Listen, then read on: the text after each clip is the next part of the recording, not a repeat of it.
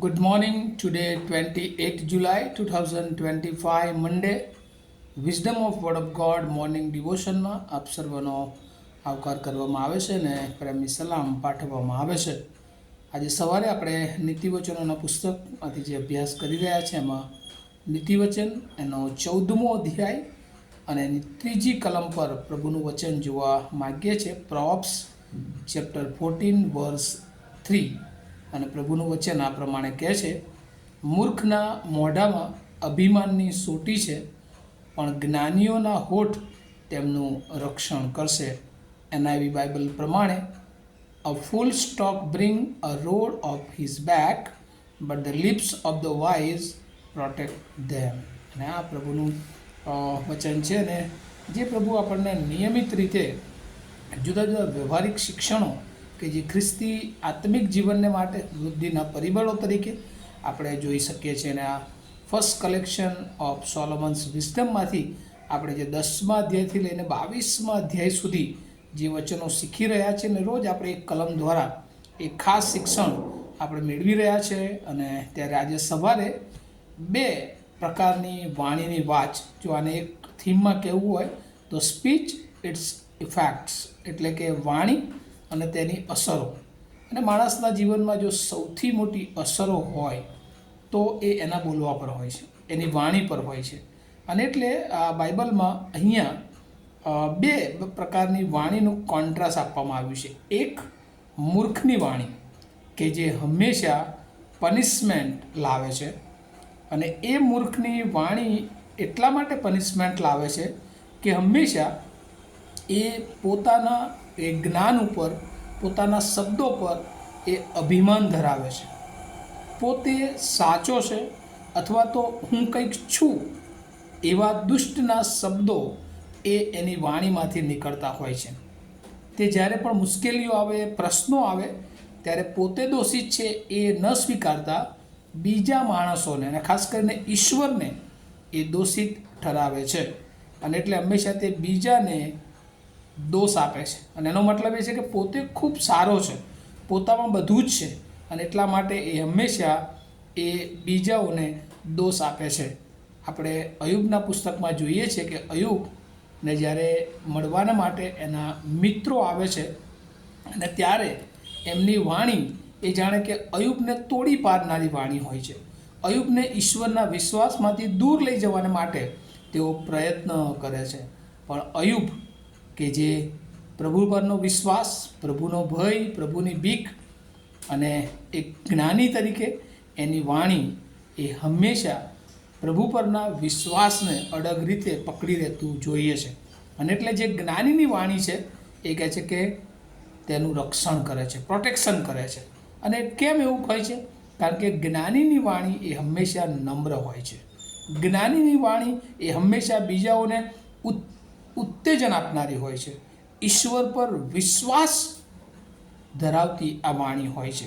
અને એટલા માટે આ વાણી એ જાણે કે માણસને ન્યાયી બનાવે છે. અને એટલે આ જે શબ્દો જ્ઞાનીના હોય છે એ બહુ કેરફુલ રીતે તેઓ બોલતા હોય છે. શું બોલે છે? એમનો વિચાર એ ક્લિયર હોય છે. એમના શબ્દોમાં, એમની વાણીમાં એ સમજદારી હોય છે, એ શિસ્ત હોય છે. જ્યારે જે મૂર્ખની વાણી છે એ ગમે તેમ બોલી જાય છે અને પછી પાછળથી પસ્તાવાનો વખત આવે છે. અને આપણે જોઈએ છીએ કે ન બોલવા જેવા શબ્દો વાણી જ્યારે બોલવામાં આવે છે ત્યારે ઘણી બધી વાર બહુ મોટી મુશ્કેલી એનું સર્જન થતું હોય છે. બીજું જે ખાસ કરીને જે મૂર્ખની વાણી છે એમાં જે હોય છે ઈશ્વરને દોષ આપે છે. અને એટલા માટે એ ઈશ્વર પરનો અવિશ્વાસ જાણે કે એની વાણી એ જાહેર કરતું હોય છે. અને એટલે આ જે વાણીઓ છે એને 2 પ્રકારની વાણી તરીકે જોઈ શકાય છે. જે વાણીમાં જ્ઞાન એ પ્રગટ થાય છે અને એ વાણી એ ફ્રૂટફુલ વર્ડ્સ તરીકે ફળવંત શબ્દો હોય છે. એ ઉત્તેજન એ દુઃખના સમયમાં હોય, મુશ્કેલીમાં હોય કે કોઈ પણ પ્રસંગે જ્યારે જ્ઞાની માણસ એ શબ્દો બોલે છે ત્યારે લોકોને સાંભળવા ગમે છે, લોકો એનો સ્વીકાર કરે છે, કારણ કે એમાંથી એ ફળ ઉત્પન્ન થતા હોય છે. અને જ્યારે જે મૂર્ખના શબ્દો છે, મૂર્ખની વાણી છે, કન્સીલ વાયોલન્સ, હંમેશા એ મૂર્ખની વાણી એ તોફાનો કરાવે છે, એ ઝઘડાઓ કરાવે છે, એ મુશ્કેલીઓમાં લોકોને મૂકે છે. અને એટલા માટે પ્રભુ આજે સવારે આપણને જીવનમાં જીભ આપવામાં આવી છે, વાણી આપવામાં આવી છે. વિચારપૂર્વક ઈશ્વરની ઈચ્છા, ઈશ્વરને ગમે છે તેવા શબ્દો આપણે બોલવા જોઈએ. ઈશ્વરના ધારાધોરણ પ્રમાણે ઈશ્વર જે ઈચ્છે છે એ પ્રમાણેની વાણી આપણી હોવી જોઈએ. અને હંમેશા નમ્ર રહેવું જોઈએ.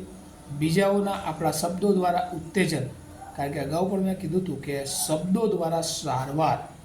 ઘણા લોકો બીમાર હોય, બહુ મુશ્કેલી પરિસ્થિતિમાં હોય, ત્યારે પાસ્ટર કેલ અને કાઉન્સિલનો જે વિષય હોય છે સેનેટ ઓફ શ્રીરામપુરનો, એમાં ખાસ કરીને શબ્દો દ્વારા સારવાર.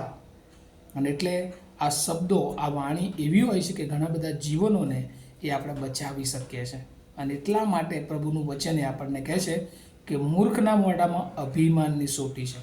કારણ કે એ જ્યારે બોલે છે ત્યારે પોતાનું અભિમાન કરે છે, એ પોતાને તો નુકસાન કરે છે, પણ એની વાણી દ્વારા બીજાને પણ નુકસાન થાય છે. પણ જ્ઞાનીઓના હોઠ તેમનું રક્ષણ કરે છે, પોતાનું પણ રક્ષણ કરે છે અને સાંભળનારનું દરેક દિશામાં રક્ષણ કરે છે. અને એટલે આજે સવારે પ્રભુ આપણને કહે છે, શું આપણી વાણી એ મૂર્ખની વાણી સમાન છે કે આપણી વાણી એ જ્ઞાની સમાન છે?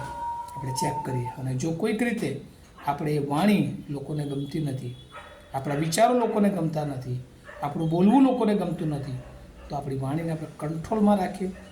ઈશ્વર ઈચ્છે છે એ પ્રમાણે ઓછું બોલીએ, પણ તંદુરસ્ત અને સારું બોલીએ, ઉત્તમ બોલીએ, જે બીજાઓને ઈશ્વર તરફ લઈ જનારું હોય. અને આ વચનો દ્વારા પ્રભુ એની બહુ જ કૃપા આપણે સર્વને આપે. પ્રાર્થના કરીએ.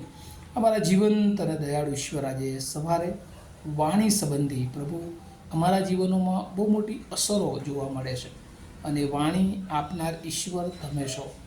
એ વાણી જ્યારે અમે તમારામાં હોઈએ છીએ, આધીન હોઈએ છીએ, ત્યારે પ્રભુ એ વાણી દ્વારા લોકોને તમે બચાવો છો. લોકોની સમક્ષ પ્રભુ તમારું જ્ઞાન પ્રગટ કરો છો.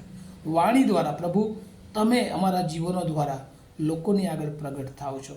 ત્યારે વાણી પ્રભુ અમે ઘણી બધી વાર એ દુષ્ટ વાણી અમારા જીવનોમાંથી હોય છે, મૂર્ખ વાણીઓ હોય છે, બીજાઓને તોડી પાડવાની વાણી હોય છે.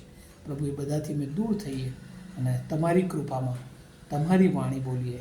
તમે જે ઈચ્છો છો એ પ્રમાણે બીજાઓને માટે ઉપયોગી બનીએ, નાશમાંથી બચાવી જવાના સાધનો તરીકે આગળ વધીએ. એવી પ્રાર્થના ઈસુ પ્રભુના નામમાં સાંભળો, તેનો સ્વીકાર કરો. આમીન. Have a nice day to all of you. Thank you.